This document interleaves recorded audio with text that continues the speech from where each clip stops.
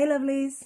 In the run up to International Women's Day, Anne Summers did loads of different polls and questions on their stories last week, asking loads of questions about orgasms and the orgasm gap.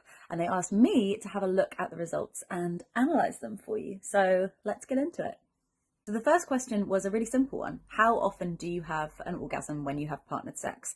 And I was expecting there to be a really big difference between the people with penises reporting and the people with vulvas and vaginas, particularly around straight heterosexual sex. To my surprise, there wasn't that much of a gap.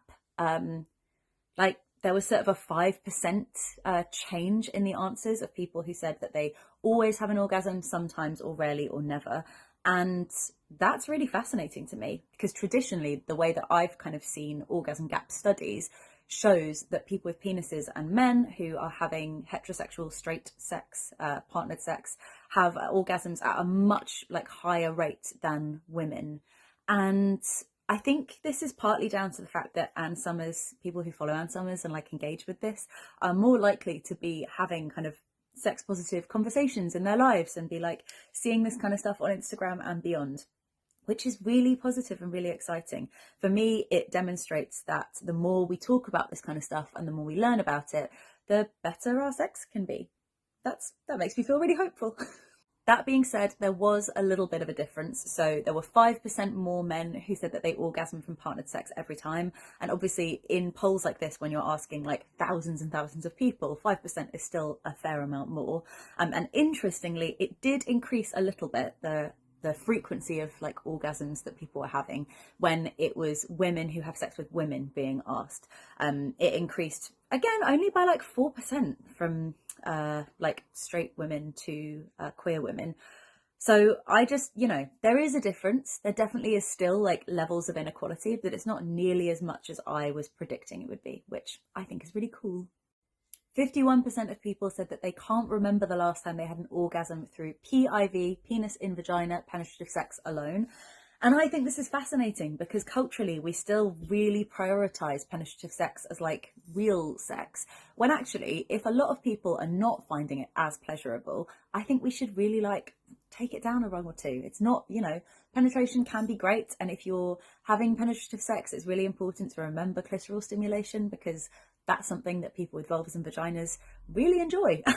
It's an important part of sex for loads and loads of different people. But I would love to see people exploring beyond PIV penetrative sex because I think there's a lot more exciting stuff that we can do. 13% of people said that they had never had an orgasm before.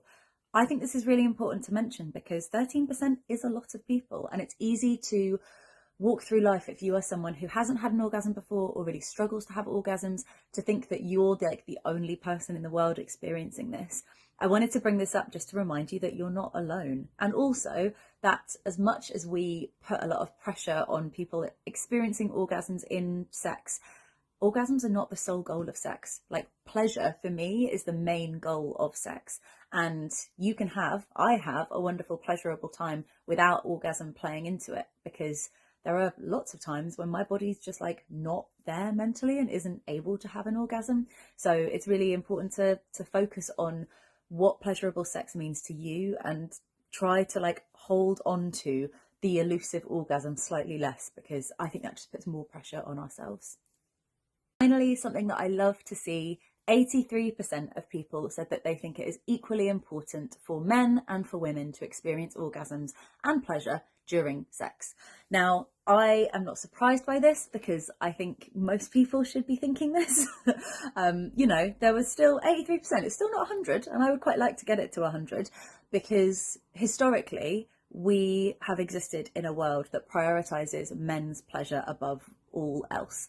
And it's high time that we change that. Gender inequality is something that happens in all areas of our lives, but it's really easy to forget the ways that it can feed into the sex that we're having. So I wanted to end on this one because it feels really positive to me and really exciting and hopeful that the more we talk about this stuff, the more we're switched on to these kind of sometimes challenging but encouraging sex positive conversations, the more we can think about the ways that these things impact our own sex lives, and hopefully we can make everyone's sex lives a kind of more equally pleasurable and enjoyable space.